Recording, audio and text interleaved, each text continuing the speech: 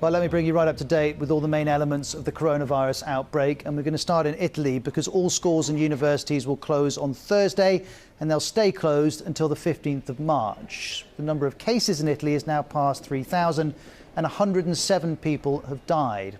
In addition, Reuters has seen a draft government proposal that includes cinemas and theatres closing and that may also involve a suspension of events of any nature that entail the concentration of people and do not allow for a safety distance of at least 1 metre to be respected. Here's Bethany Bell in Milan.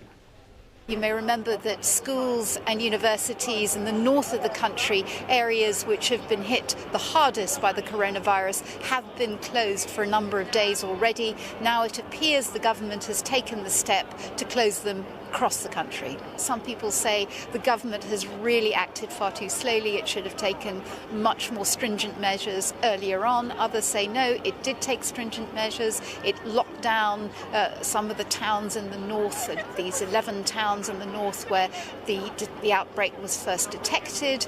And other people say, yes, we're worried about this in terms of health, but what about our economy as well? This is having a terrible impact on business here, on tourism. So you have very, very varying ideas. And now that it seems that children won't be in school, there will be questions about childcare issues, what that means for people going about their day-to-day work.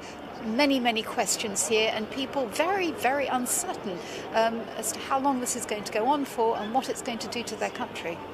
Well, the northern regions of Veneto and Lombardy have been the focus of Italy's outbreak. We know there are already 2 quarantine so-called red zones, while a third around the city of Bergamo is also being considered. And already 8 Chinese restaurant workers who are based in that city have travelled back to their homes in the city of Guangzhou in China. And since then, they've all tested positive. Bear in mind, of course, the virus originated in China, and of the 92,000 cases worldwide, 80,000 are in China, but the number of new cases there has been falling, and of course authorities want to keep it that way. Let's hear from Wanyuan Song from BBC Reality Check on the story of these 8 people. Chinese authorities call those cases backflow cases. Those are the people who contracted the virus outside China and bring it back. The 8 Chinese workers returned from Italy worked for the same restaurant, and they are all from the city of Wenzhou. 6 of them traveled via Moscow to Shanghai and on to Wenzhou. 1 case flight through Germany. The Chinese authorities are worried about those cases. They have traced down a dozen of people who has had contact with those workers returned back. There are an estimated 100,000 Wenzhou workers in Italy. China worries about those backflow cases, as 2 cases confirmed in Beijing recently are people returned from Iran. There are at least 5 backflow cases in China now, and the number is still increasing. Let's move from China to Israel, because there the authorities have issued a quarantine order for people coming in from a range of European countries: Austria, Germany, France, Switzerland and Spain. So far, Israel has 15 cases. Already it's barred people travelling from Italy. Let's hear from Anna Foster, who's in Jerusalem. Now, even as that announcement was being made, we know there are at least 10 flights in the air from those countries heading here. So people will arrive at Ben Gurion Airport to be told that they need to go into immediate self-quarantine for 14 days. Now, the other big announcement that was made is that gatherings here in Israel of more than 5,000 people will be banned, which raises an awful lot of questions. You've got here the Teddy Stadium, where Beitar Jerusalem, the football team, play their home games. Now, whether or not they will go ahead behind closed doors, we don't know, but people will not be able to gather en masse in this stadium. Speaking of questions, you've got over here the mall. Now, this has 2,000 parking spaces, so we know for a fact that at certain times of the week when it's full, there will be at least 5,000 people in there. But what we don't know, what Israelis don't know, is what is going to happen in that situation. Now, this story has so many elements, as Anna was describing. The movement of people is one. Let's switch to India to talk about another, the movement of medicine, because Indian authorities are now limiting the export of 26 key ingredients for drugs, including paracetamol. That's because of increased fears of global shortages of a range of commonly used drugs. BBC's Shranjit Lail is in Singapore with more on this. Indian drug makers, we know, are amongst the world's largest supplier of generic drugs, so it's incredibly worrying that they've restricted exports of some 26 key ingredients in medicines. All of this comes as drug ingredient makers in China remain shut or have cut output amid the coronavirus crisis. India's drug makers actually rely on China for nearly 70% of the active ingredients in their medicines. And industry experts have warned that they are likely to face shortages if this coronavirus epidemic continues.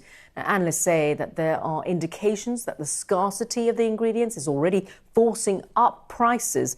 But the Indian government has urged calm over its announcement and said there were enough stocks to last for up to 3 months. Marsha Ranjit in Singapore, and we were focusing on India as well. Next we switch to the United States, because there have been, well, we're not switching to the United States, but the map decided to go there in the end. But we need to focus on Washington, because 10 people have died from the coronavirus in the Seattle area. That's out of 39 reported cases. Just over an hour ago, it was reported that another person has died in California. Let's bring in Dr. Jennifer Nuzzo from Johns Hopkins Center for Health Security, live with us from the US. Jennifer, good to speak to you again. What's your assessment of this outbreak in Washington state? It's a really tough situation, particularly because it seems to be centered around a long-term care facility, which obviously houses people that are particularly vulnerable to severe illness and death. So it's a very unfortunate situation. And how does the situation there play into decisions that are having to be made at a federal level about how this virus is handled in the US? Well, I think, first of all, it should point to the need to protect vulnerable populations like long-term care facilities, nursing homes, group settings where people have underlying health conditions that could make them more likely to experience severe illness. That should be the top of our list. But it's hard to sort of generalize just the case numbers and death numbers from Washington to other places. Obviously, places with those facilities remain at risk, but it doesn't necessarily speak to the risk to the general public. And just in the last few minutes, we've talked about China, which is obviously restricting people's movements, Israel, which is restricting who can come into the country, Italy, which is closing schools and universities. Do you think any of those kind of measures will be applied in America anytime soon? Well, we're still obviously looking at travel, and I think that countries that are doing this is increasingly becoming futile, because as we continue to learn, we don't have a great sense of where in the world the virus is and where it isn't. So I think these attempts to increasingly add to our list of countries for whom travel may be restricted or screening is done, it's just going to be untenable and not effective. I expect we will see school closures. It's not clear to me how much of a public health impact this will have, but I think from a political sense, there will be strong calls for it. I just hope that in thinking through these measures, we evaluate the potential negative outcomes as well as what benefits we think they may have.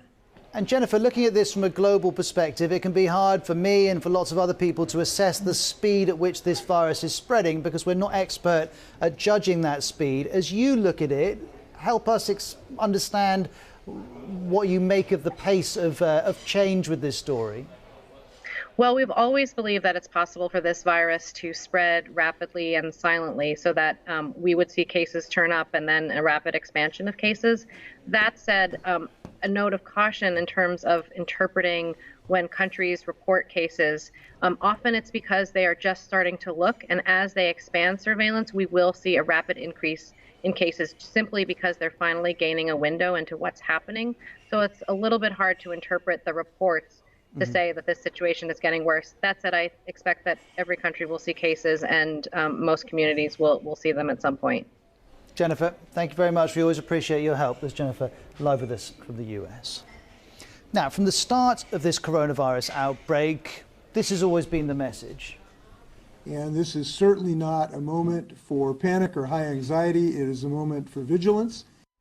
But not everyone's taking that advice. This is Sydney, and in Australia and New Zealand, the hashtag toilet paper gate has been trending. People were posting pictures like this and like this. There was one report that police in Sydney were called after a knife was pulled in an argument over toilet roll. We also know some supermarkets, this is Woolworths, have introduced a 4-pack limit for each customer. Now, this rush on toilet paper is happening, let's remember, in Australia, which has 2 deaths from 42 cases, and New Zealand, where there are 2 cases. So nowhere near the level of the outbreak we've seen in other places in the world. And bear in mind that manufacturers say there is no shortage of toilet paper whatsoever. But the story on the shelves is quite different. This is one Australian shopper. This is Coles North Rocks toilet paper aisle. Absolutely none left. So that's toilet rolls. Next, condoms. More empty shelves in Australia, in part, we think, driven by images like this, which apparently show people in Singapore putting a condom on their finger before they touch things like buttons in lifts. Now, it's very hard to establish whether this is really happening a great deal, but we do know condoms are definitely selling out in some places. And panic buying is also affecting hand sanitizers, face masks, goggles, to the great frustration of those who actually need this kind of stuff. Here's the US Surgeon General saying hoarding may pull from limited supply for hospitals. And this is what the International Monetary Fund is saying. I cannot emphasize enough how urgent it is for authorities to lean forward in funding outbreak-related health spending and the need to match demand with supply of the necessary protective and treatment health products. And for all the advice on not hoarding, the buying very much goes on and the prices continue to go up. Here's a bottle of Germex hand sanitizer, currently selling for almost $70 on Amazon. $70, that's 10 times its normal price. Or there's this set of 20 respiratory masks from 3M. That'll cost you $387 instead of the usual $15. Now, these masks are at least the standard that health authorities use. The extra twist is that lots of people are paying lots of money for basic surgical and paper masks, and they're not even going to help you. Here's Fergus Walsh. Little paper face masks aren't really much good. They may give a false sense of security. Leave them, I would suggest, to the medical staff because they need to be changed frequently. They are quite good at preventing someone with an infection from passing it on. That's traditionally how they've been used. But those people really now should be staying at home.